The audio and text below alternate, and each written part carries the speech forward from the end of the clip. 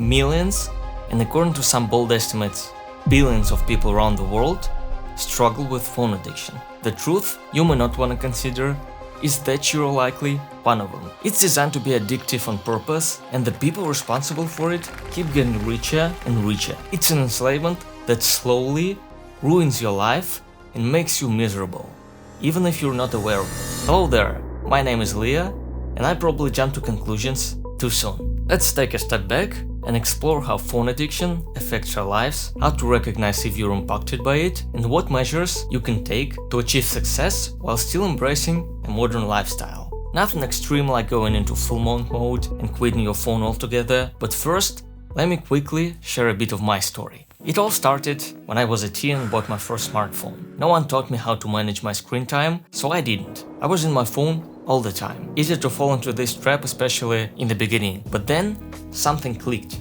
I realized that I was letting my phone control me instead of the other way around. It may sound cliche, nevertheless, that's what happened. So I decided to regain control over how I spent my days, and let me tell you, it was a game changer. Breaking free from my phone addiction transformed my life in more ways than I could have imagined. So how to tell whether your relationship with your phone took a wrong turn? Of course, there is no specific amount of time, frequency, or messages sent that indicates phone addiction. Yet we can use some warning signs as indicators of an underlying problem. By the way, if you're enjoying this video, make sure you subscribe to my channel and hit that like button. I promise I'll keep delivering content that can transform your life for the better. Here are a few of the signs of phone addiction. Weak or non-existent social life. People with phone addiction may prioritize phone usage over spending quality time with friends, family, or colleagues. Second one is more time using a phone coupled with difficulty limiting your screen time. Imagine your screen time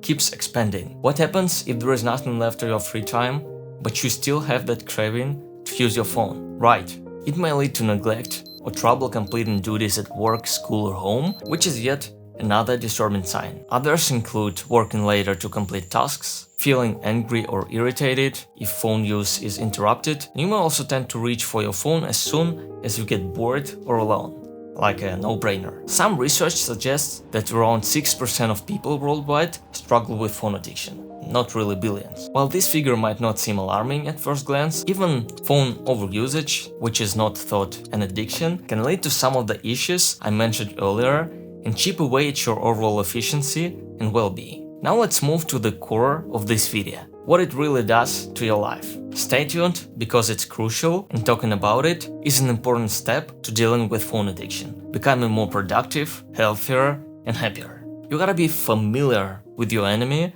in order to defeat it, so to speak. 2018 study found that students who used their phones the most reported high levels of feeling isolated, lonely, depressed, and anxious. They believe the loneliness is partly a consequence of replacing face-to-face interactions with a form of communication where body language and other signals cannot be interpreted. So keep in mind that your mental health may be influenced by your device usage habits. And it may be the key to feeling happier and healthier again. Another massive side effect is sleep deficits and insomnia. I'm personally always scared of such things. Why? Because sleep is the cornerstone of our body's proper functioning. It's not something you can do or not, and it's not just a luxury.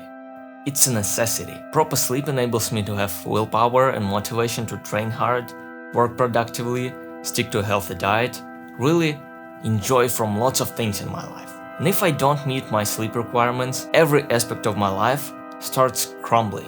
I've been in such a rut not long ago because I overworked and messed up my circadian rhythm, and let me tell you, it's not worth it. So my point is, protect your sleep at all costs. Getting back to our topic, yet another massive side effect I want to mention is the toll phone addiction takes on academic and work performance. Research suggests that given two college students from the same university with the same class standing, same sex, same smoking habits, same belief in their ability to self-regulate their learning and do well academically, and same high school GPA, the student who uses the cell phone more on a daily basis is likely to have a lower GPA than the student who uses the cell phone less. And it actually became clear that the reason for this drop in GPA is that they didn't subscribe to my channel.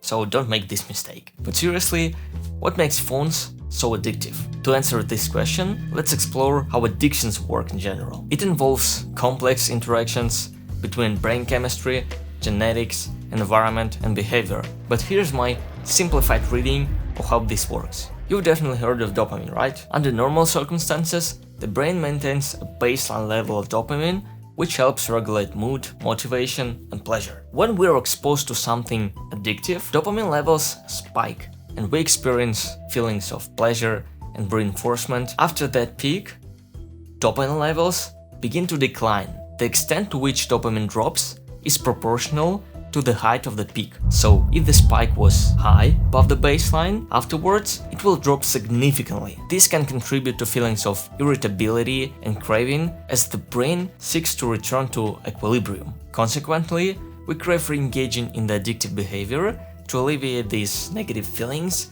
and restore dopamine levels to a more comfortable state. With repeated exposure to addictive substances or behaviors, the brain may undergo adaptations. Individuals may seek out increasingly higher peaks of dopamine release to overcome tolerance and satisfy cravings. This can lead to a pattern of escalating substance use or addictive behavior.